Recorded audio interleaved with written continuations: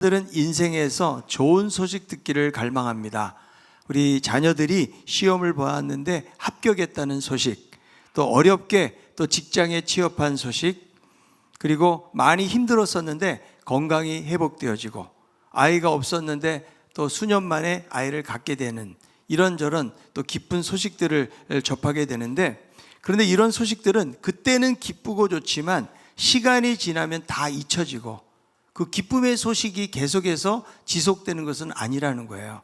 우리가 살다 보면은 인생 속에서 항상 좋고 행복한 일만 있는 것이 아니고, 때로는 내가 원하지 않는 삶의 사건이나 상황들을 만나게 될 때도 많이 있습니다.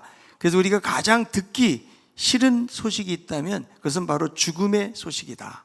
가장 가까운 가족이나 지인들 가운데서 사고를 만나거나 치명적인 질병이 있거나 혹은 언젠가 찾아올 자신의 죽음에 대해서는 우리가 두려운 마음을 가질 수밖에 없다는 것입니다. 철학자 에픽테토스도 죽음을 두려워하는 것은 죽음 그 자체가 아니고 죽음을 해석하는 우리의 생각 때문이라고 그랬어요. 그러니까 우리가 죽음 그러면 웃는 사람은 한 사람도 없을 거예요. 죽음은 우리에게 두려움, 슬프고 안타까운 그런 감정을 가져다 준다는 것입니다. 자, 그래서 이 죽음에서 우리가 인간으로 태어났다면 아무도 자유로울 수가 없다는 거예요.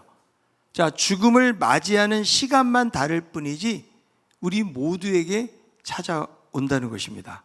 이것이 큰 두려움이죠. 빅톨 위고는 말하기를 우리는 다 사형 선고를 받은 자다. 단지 그 시간이 유예되고 있을 뿐이다 라는 말을 했거든요. 자, 그래서 죽음이 다 찾아오게 되어지는데 인류 역사 속에서 사람들은 이 죽음의 두려움을 극복하기 위해서 애써왔죠. 영원한 삶을 꿈꾸면서 피라미드를 쌓기도 하고, 진시 황제 같은 사람은 불로초를 찾아다니기도 했습니다. 의학과 과학을 발전시켰지만 그러나 여전히 죽음을 극복할 수는 없다는 것이죠. 우리는 다 죽음을 맞이하게 되는데 성경은 죽음을 단순히 해석의 문제로 말하지 않고 우리가 피할 수 없는 그런 현실로 이야기를 하고 있습니다. 그래서 히브리서 2장 15절에 이렇게 말씀해 주고 있는데, 또 죽기를 무서워함으로 한평생 매여 종노릇하는 모든 자들을 놓아주려 하심이니. 그러니까 인간의 실존을 성경은 뭐라고 이야기하는 거예요? 죽기를 무서워한다는, 한평생 매여서 종노릇하는 자들이 바로 인간인 것을 성경이 말씀해 주고 있다는 것입니다. 이런 말이 있어요. 젊은이는 사는 것이 두렵고 노인은 죽는 것이 두렵고, 중년에 있는 사람들은 사는 것도 두렵고 죽는 것도 두렵다. 다 두려울 수밖에 없다는 거죠. 그래서 인생을 살아가는 우리들에게 죽음의 문제가 해결되지 않는다면 다른 어떤 것도 우리 가운데 진정한 기쁨을 줄 수는 없다는 거예요. 근데 만약에 이 죽음의 자리에서 살아날 만한 기쁜 소식이 있다면 가만히 있을 수가 없는 거죠. 결코 침묵할 수가 없다는 거예요. 자, 나에게 죽음에서 살릴 수 있는 생명의 비책이 있는데 아무에게도 알리지 않는다면 어떻게 될까요? 그거보다도 이기적인 삶은 없으리라고 생각을 하는 것입니다. 알렉산더 맥클라렌이라는 목회자는 말하기를, 극심한 기근 속에서 음식 창고를 발견하고도 혼자만 배불리 먹는 사람을 본다면 우리는 그를 짐승만도 못한 사람이라고 부를 것이다. 그만큼 생명을 살리는 소식을 알고도 침묵하는 것은 누구와 보아도 옳지 않은 일이라는 것입니다. 자, 열왕기하 7장에 보니까 죽음의 문턱 속에 있던 사람들이 상상하지도 못할 구원의 소식을 접하게 됩니다. 처음에는 그들도 이 소식을 혼자만 누리면서 숨기려고 했어요. 그러다가 문득 이것은 옳지 않다는 사실을 깨닫게 되어지고 이 소식을 전하러 나서게 되었다는 거죠.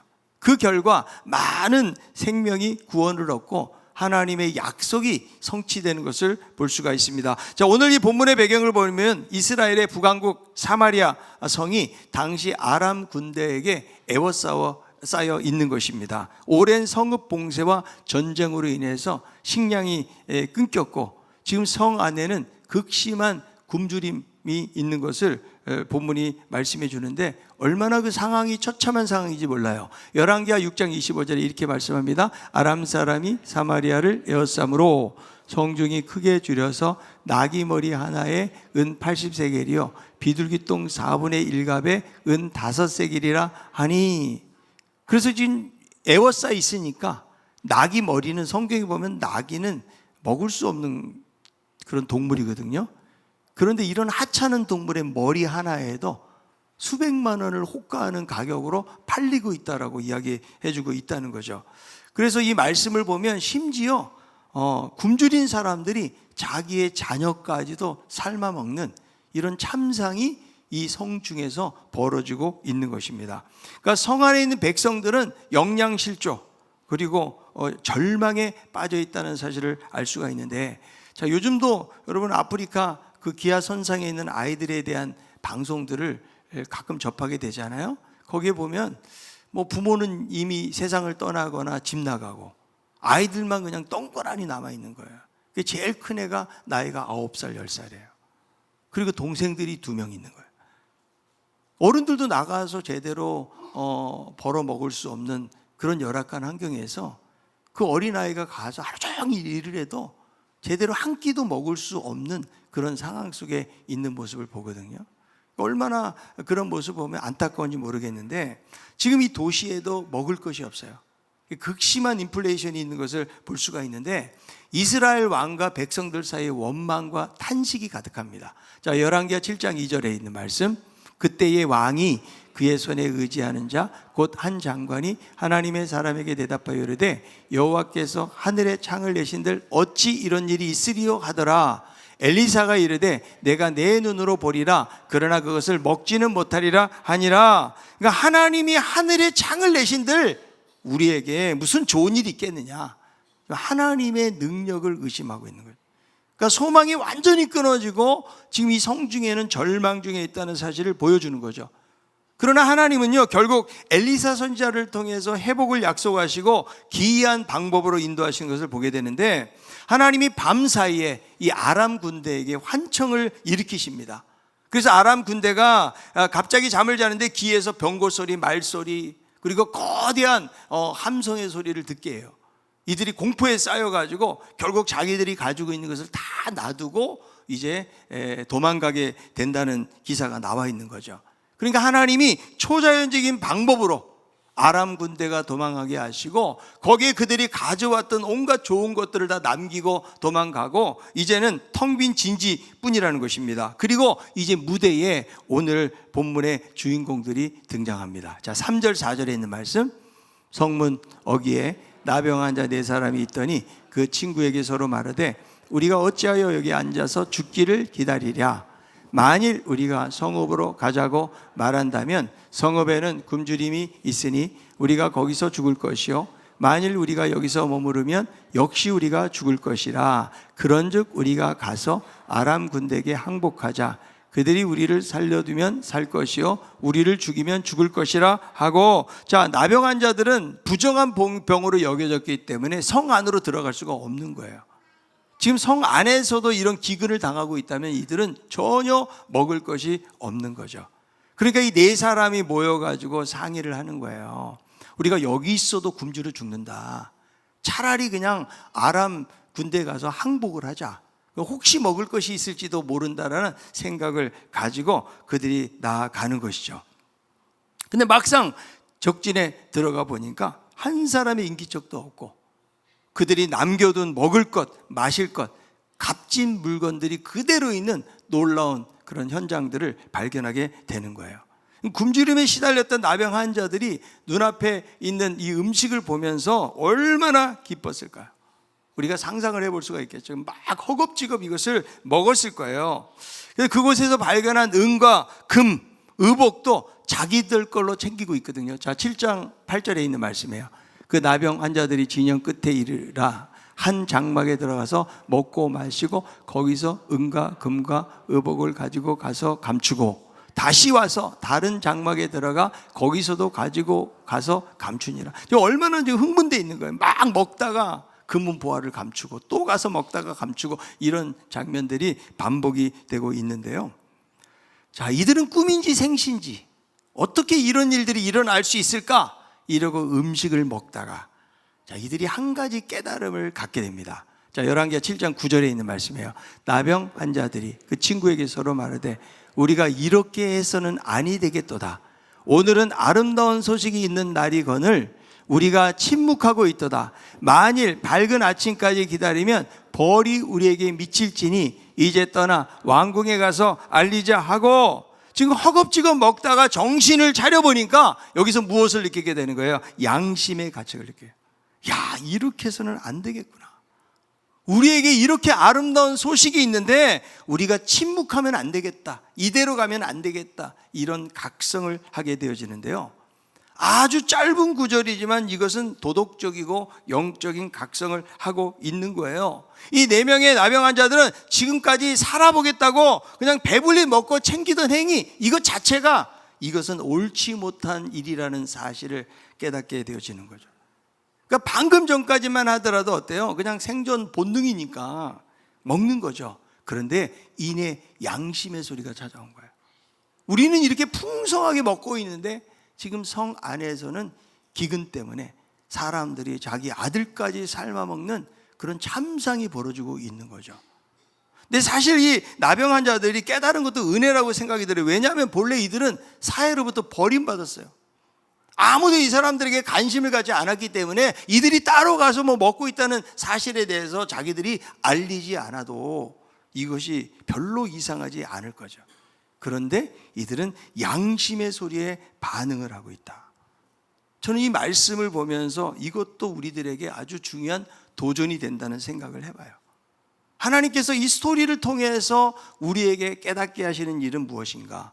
우리들이 구원받아서 천국의 복을 누리는데 주변의 영혼들에 대해서 외면하고 살아가고 있지는 않는가? 우리들은 이 나병 환자들처럼 이런 영적인 책임을 깨닫는 각성이 과연 있는가 하는 것이죠. 특별히 말씀 속에서 우리가 복음을 알고도 전하지 않는 것, 이것이 바로 옳지 못한 일이라고 이들은 깨닫고 있는 거예요. 자, 우리들은 여러분 살아가면서 내가 하나님 앞에서 악한 일에 대해서는 죄라고 생각하고 회개를 해요. 그런데 내가 복음을 알고 있으면서도 복음을 전하지 않는다는 사실에 대해서는 죄라는 사실을 깨닫지 못해요. 그런데 여러분, 존 스토트라고 하는 아주 귀한 신학자죠. 복음 전도자. 이렇게 말해요. 전도하지 않는 것은 단순한 게으름이 아니라 불순종이며 교회의 가장 큰 죄 중에 하나이다. 그래서 지금 오늘은 아름다운 소식이 있는 날이다. 구원의 큰 기쁨의 소식이 있는 것이죠. 자, 나병 환자들은 자기들이 목숨을 부지하게 된 것은 우연한 행운 때문이 아니라는 거예요.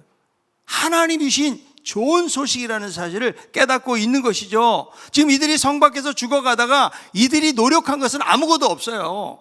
이미 주어져 있는, 그래서 배불리 먹고 살게 된 것, 이것이 기쁜 소식이다. 그래서 이 아름다운 소식은요, 신약적인 의미로 표현을 하면 이게 바로 복음이에요. 복음이 굿뉴스잖아요. 좋은 소식이다. 그래서 이 장면은 신약의 복음의 그림자라고 볼 수가 있는 것입니다. 하나님이 굶주린 자를 불쌍히 여기셔서 원수 가운데서 기적적으로 구원을 베푸신 날, 그 은혜의 날을 가리켜서 좋은 소식의 날이라고 선언하고 있는 것이죠. 그러니까 이렇게 좋은 날인데 어떻게 이 복을 나 혼자만 누릴 수 있겠는가? 여러분, 우리들도 살면서 우리의 삶 속에서 이렇게 좋은 일이 있잖아요. 나 혼자만 누리지 않잖아요. 결혼식을 해도 막 청첩장을 돌리고 함께 와서 축하해달라고 하고, 우리들도 그런 자리에 가지 않습니까? 그래서 복음을 처음 영접한 사람이 느끼는 기쁨이에요. 자, 어느 신학자는 말하기를 복음 전도란 무엇인가? 한 거지가 다른 거지에게 어디 가면 빵을 얻는지를 알려주는 것이 바로 전도라고 그랬거든요. 우린 전도를 너무 어렵게 생각하고 있는지 모르겠는데요. 자, 우리 교회도 한 15년 전에, 그때는 교회에서 빵을 나눠줬어요. 그래서 인근에 있는 노숙자들이 와가지고 빵을 받아가요. 근데 한 사람만 받아가는 것이 아니고 이 사람이 가고 나면 또 다른 사람이에요. 어떻게 이 사람들이 알까? 아마도 새신자 교육을 잘했던 것 같아요. 어디 가면은 빵 준다. 그 당시에는 어디 가면 교회에서 막 500원을 주거나 1000원 주고 이런 그런 교회들이 있었거든요. 어려운 분들도 많이 있었고. 그러니까 그 안에서 그 정보를 공유하는 것이다. 내가 어디 가서 빵을 얻게 되었는지 이거를 공유하는 것이라는 거죠. 그러니까 이 전도라는 것도 우리는 너무 부담만 가지고 너무 어렵게만 생각하지만 내가 어디 가서 빵을 얻게 되었다. 이것을 자연스럽게 우리의 이웃들에게 알리는 것이 바로 전도라는 것이죠. 그래서 이 나병 환자들도 굶어 죽을 수밖에 없는데 하나님의 은혜로 빵을 배부르게 먹게 된 거예요. 그러니까 이제 다른 영혼들에게 이 생명의 소식을 전해야 되는 것을 깨달은 거예요. 자, 옆에 있는 분에게 당신 혼자만 빵 챙겨 먹지 맙시다.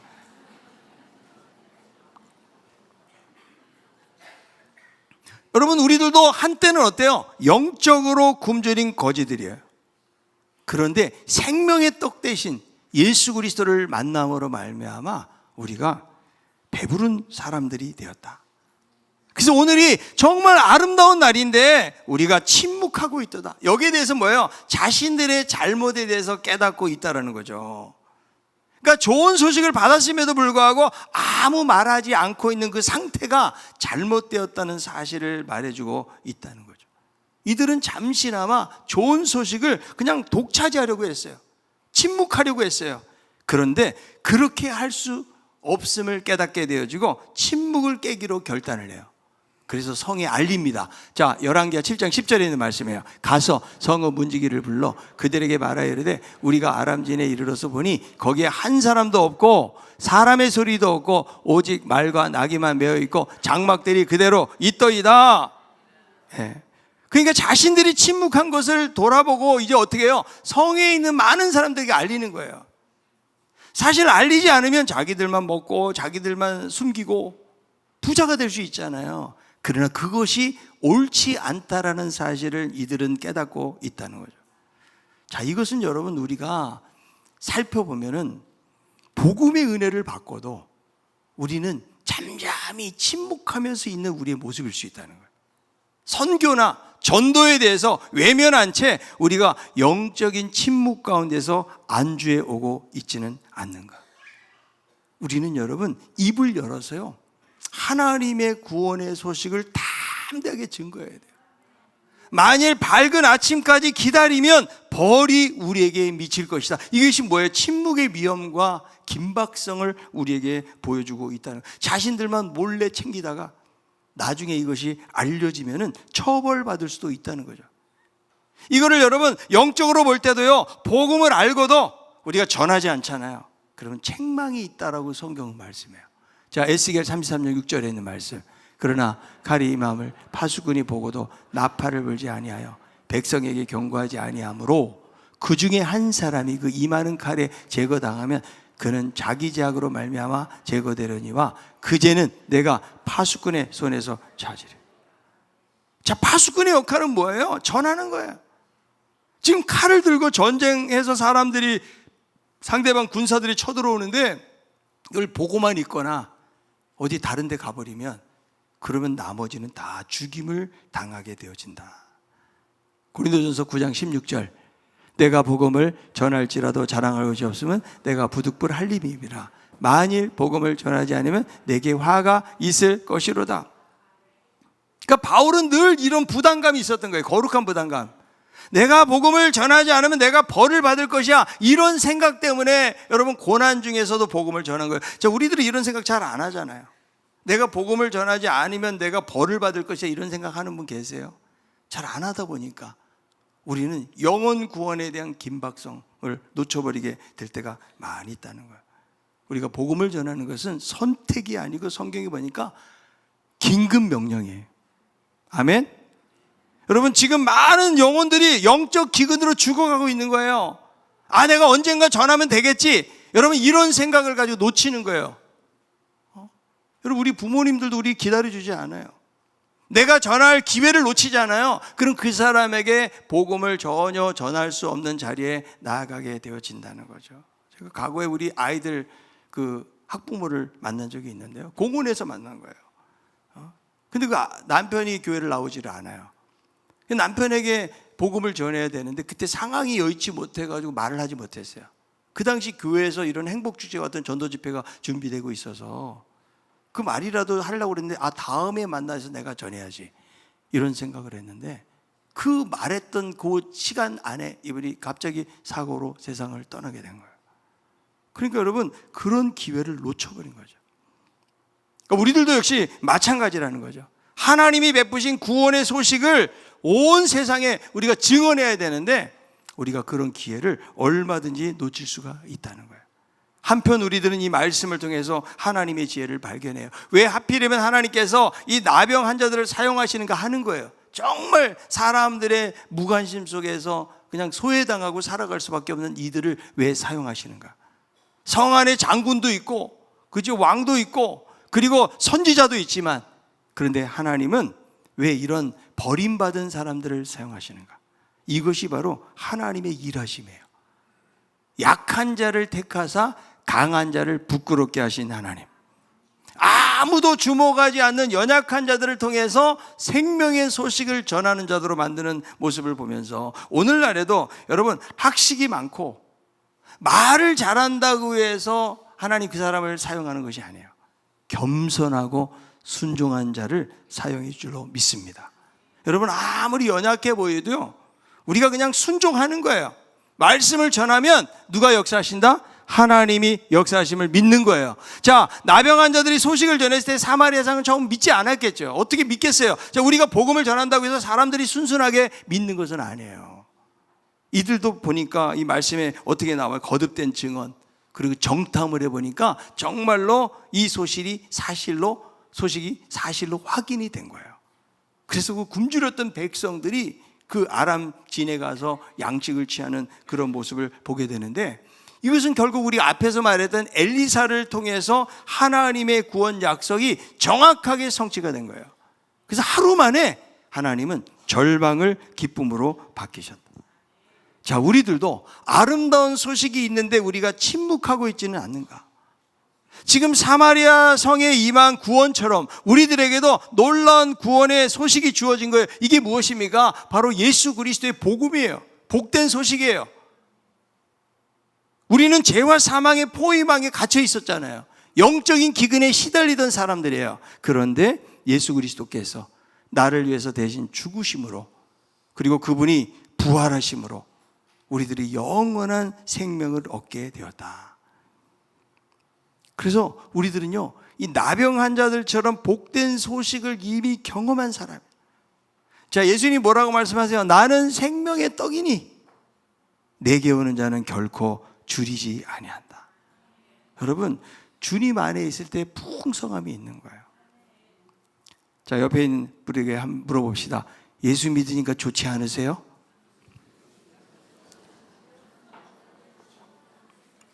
여러분, 예수 믿었는데도 나에게 풍성한 삶이 없다. 제대로 안 만나서 그래요, 주님. 예? 정말 주님을 깊이 있게 만나잖아요. 그럼 이것은 우리에게 놀라운 선물이에요. 예? 내가 좀 가난하게 살고 많이 못 배우고 부족한 것들이 많아도요, 우리의 선한 목자가 되셔서 우리의 삶을 인도하시고 우리가 부를 수 있는 예수, 하나님, 지금도 살아서 나의 삶을 인도하시는 하나님을 우리 곁에서 그분이 함께 하신다는 약속 가운데서 살아간다는 것이 얼마나 큰 기쁨이지 말라. 그리고 우리를 영원한 천국으로 인도하신다. 아멘. 예. 그래서 여러분, 이 나병 환자들처럼 아름다운 소식을 이미 접하고 있는데도 그 소식을 나 혼자만 가지고 있어서는 안 된다는 거예요. 우리 주변의 가족들, 친지들, 또 여러분 이웃들, 굶주린 영혼들이 많이 있다. 겉으로 볼 때는 아무런 부족함이 없는 것 같아도 먹을 것, 입을 것이 뭐 풍성하다고 해서 여러분 그 사람이 온전한 삶을 사는 거예요. 마음이 여전히 공허하고 목마른 사람들, 인생의 의미를 찾지 못하는 사람들, 죄책감과 두려움에 시달리고 그리고 죽음 후의 운명을 몰라서 불안해하는 사람들이 우리 주변에 얼마나 많이 있는가. 그들이 영적인 지금 아사 직전이에요. 죽기 직전이에요. 그들을 과연 누가 살릴 수 있을까 하는 거죠. 그래서 여러분, 교회가 이 세상에 존재하는 가장 큰 이유가 무엇인가 하면 바로 복음 전도의 책임을 감당하는 거예요. 우리 신강교회 여기 왜 있습니까, 여러분? 우리끼리 모여가지고 내가 예수 믿으니까 너무 행복하고 참 좋다, 함께 먹고 마시고 교제하고. 여러분, 이것이 교회의 본질은 아니에요. 이제는 하나님이 맡기신 사명을 우리가 나아가서 감당해야 돼요. 그것은 무엇입니까? 바로 복음을 전하는 거예요. 영적인 굶주림에 대한 해답이 바로 우리에게 있어요. 자, 옆에 있는 분에게 당신에게 해답이 있습니다. 우리는 여러분 예수 그리스도로 말미암아 배부름을 얻게 되었고, 그리고 떡을 가지고 있잖아요. 이거를 나눠주라는 거예요. 자, 예수님이 오병이의 기적의 역사를 일으킬 때에 200데나리온에 되는 엄청난 그런 많은 돈이 든다고 그랬는데, 예수님 뭐라고 그래요? 너희가 먹을 것을 주어라 그래요. 제자들에게 먹을 것이 어디 있어요? 그 수많은 사람들 먹일 것이. 무엇을 말하는 거예요? 진정한 원천과 공급자가 되시는 예수 그리스도가 있다는 거예요. 우리들도 여러분 내 것을 전하는 것이 아니에요. 바로 예수 그리스도, 그분이 얼마나 위대하신 분인가, 그분이 우리의 죄를 위해서 십자가에서 죽으시고 부활하심, 그 놀라운 사실을 여러분 우리가 그들에게 소개하고 전하는 거예요. 여러분, 우리는 예수 믿으면서 복음의 침묵자로 살아오고 있지는 않는가? 여러 가지 많은 이유가 있어요. 근데 사실은 두려움이에요. 거절당할까 봐, 관계가 어색해질까 봐, 그리고 내 스스로가 어떤 전할 수 있는 능력이 없기 때문에 우리가 사실은 침묵하고 있는 거예요. 때로는 무관심해요. 나 살기도 바쁜데 다른 사람의 영혼의 상태까지 돌아볼 여지가 없다라고 생각하는 분들도 많이 있을 거예요. 여러분, 이기심과 안일함도 우리의 전도를 가로막고 있는 거예요. 아니, 내가 안 해도 전도대에서 하겠지, 누군가 전도 잘하는 사람, 은사 받은 사람이 하겠지. 그렇지 않아요. 하나님이 우리 한 사람 한 사람에게 이 복음 전도의 사명을 주셨다는 것을 기억할 수 있기를 바랍니다. 여러분, 내가 부족하고 연약하게 느껴져도 두려워하지 말고 나가세요. 이 나병 환자들이 두려움 속에서 그들이 성 문지기에게 이야기했을 때에 성 안에 많은 사람들이 살게 되었잖아요. 순종하는 한 사람을 통해서 하나님은 역사하실 줄로 믿습니다. 여러분, 복음을 전하는 특별한 방법을 잘 몰라도 괜찮아요. 가장 쉬운 것부터 해보세요. 그게 무엇일까요? 기도하는 거예요. 여러분, 우리의 가족들, 친구들, 그 영혼 구원을 위해서 기도하는데 전도의 문을 열어주세요. 그리고 하나님 나에게 담대함을 달라고 여러분 간구할 수 있기를 바랍니다. 그리고 여러분, 우리가 전도 잘하기 위해서 하는 것은 무엇인가 하면, 전도는요 관계 속에서 이루어지는 거예요. 그냥 길을 지나가던 사람에게 전도지 한 장 줬다고 해서 이 사람이 오게 되는 경우는 거의 없어요. 일부 때 보니까 우리 전도대에서 전도를 해가지고 한 분이 등록을 하셨어요. 이런 경우는 뭐 특별한 일이에요. 조사를 해보니까요, 14,000명에게 조사를 해봤거든요. 90% 이상이 부모, 친구, 내가 아는 사람, 관계를 통해서 전도가 되어진다. 그래서 전도를 잘하려면 여러분, 이웃에게 관계 만들기를 해야 돼요.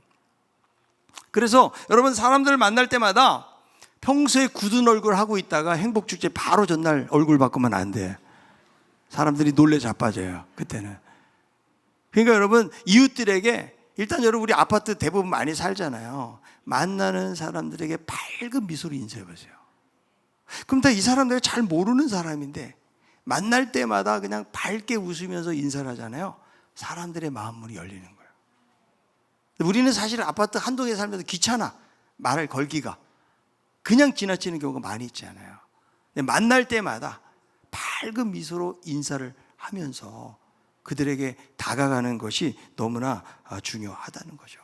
그리고 좀 더 관계가 되잖아요. 관심과 사랑으로. 그래서 예수님의 마음을 가지고 그들을 대하는 거예요. 그들의 필요를 돌보고 이야기를 들어주고, 우리가 마음을 먼저 열 때에 그들 가운데 복음이 스며드는 거예요. 여러분, 복음 전파는 뭐 대단한 자격이 있어 하는 일이 아니에요. 앞에서 인용한 대로 한 거지가 다른 거지에게, 야, 내가 빵을 발견해서 이거를 알려주라고요. 내가 예수 믿어서 내 안이 평안해져서 내가 기쁨이 생겼어, 내가 감사가 넘쳐, 어떻게 그렇게 되었는지 그 사람에게 진솔하게 고백하세요.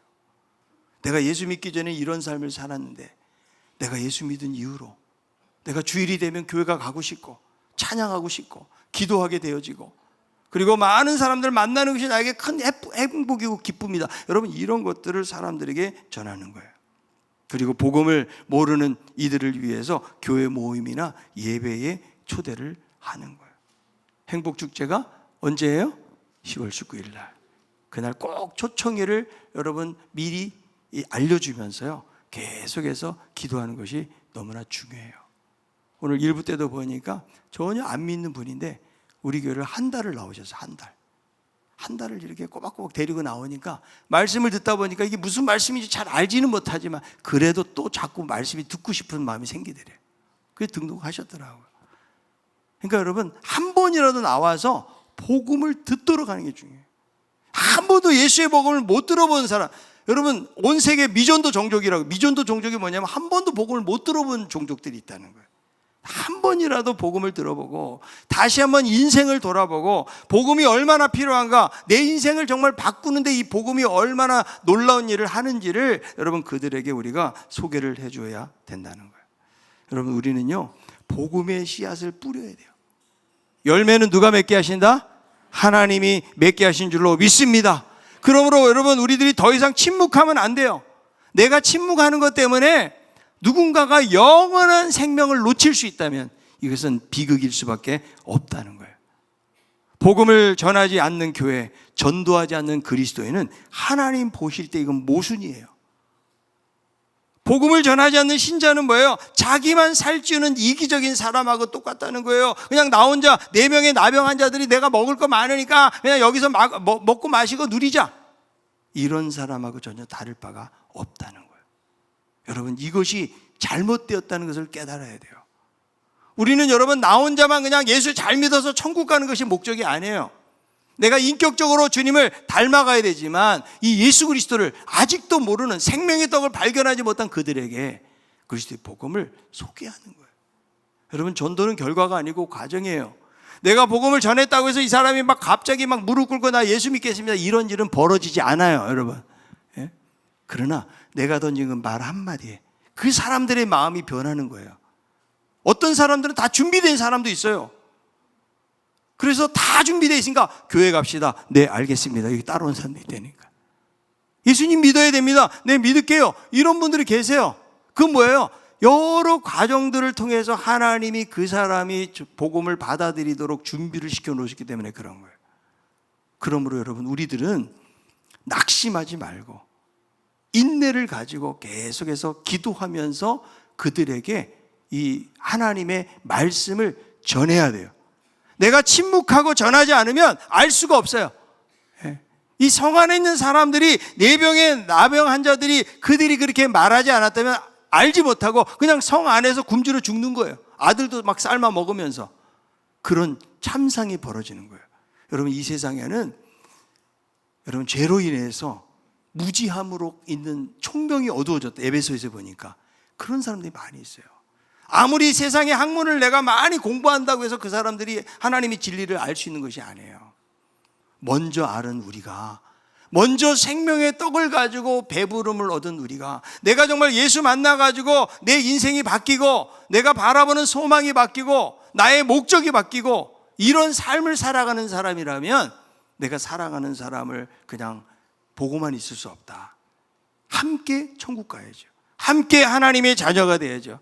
함께 이 교회라는 공동체에서 하나님을 예배하고 살아계신 하나님을 섬겨야죠.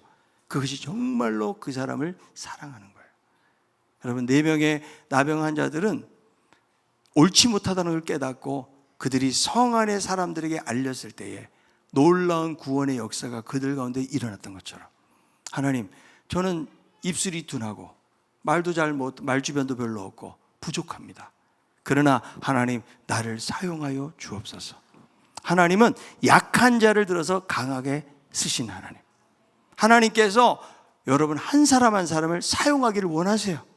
우리가 순종하고 믿음으로 나아가서 침묵하지 않고 말할 때에 하나님이 그 사람을 통해서 얼마나 많은 사람들이 돌아오게 할지 우리 아무도 몰라요. 내 생각, 내 계산으로 여러분 생각하지 마세요.